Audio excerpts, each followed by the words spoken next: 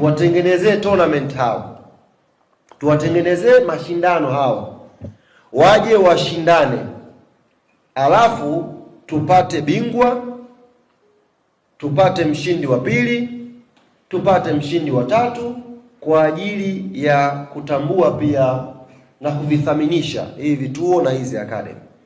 Lakini M1 Coffee Limited wao watakuja kuchagua wachezaji 10 katika project hiyo, na hao wachezaji 10 M1 Coffee Limited watawagharamia kila kitu kujiunga na Yanga Soccer School. Kila kitu,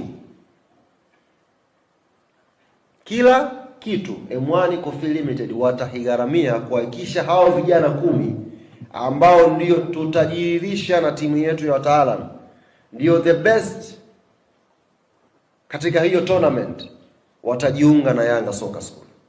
Kwa hiyo nichukue fursa hii kuviomba au kuwaomba vituo, academies, waandamizi mbalimbali ambao wana hawa wachezaji kwenye vituo vyao mitahani, tafadhali kuanzia muda huu utakapoisikia sauti hii, usaili umeanza pale makao makuu ya Club Young Africans Jangwani. Ukifika pale unasajili kituo chako na taratibu nyingine utapewa pale, alafu Jumamosi utakuja kwenye tournament.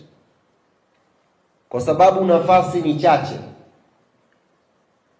anayefika mapema ndio anakuwa na ukaribu zaidi wa kupata hii fursa. Hatuwezi kuwa na tournament ya vituo 1000 au academy 1000. Kwa nafasi ziko chache. Nafasi ziko chache, fika makao makuu sasa hivi kafanye usahili.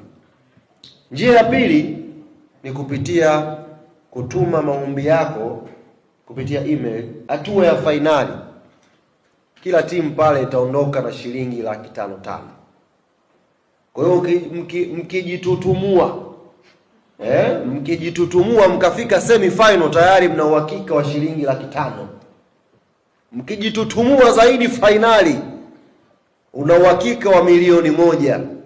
Ukijitutumua sasa ile ukachukua kombe 3,000,000 hiyo. Hizo ni faida 3 ambazo wewe ambaye unamiliki kituo una wajibu wa kutoka sasa hivi kumleta kijana wako, kuleta kituo chako kije kishiriki kwenye tournament hii siku ya Jumamosi.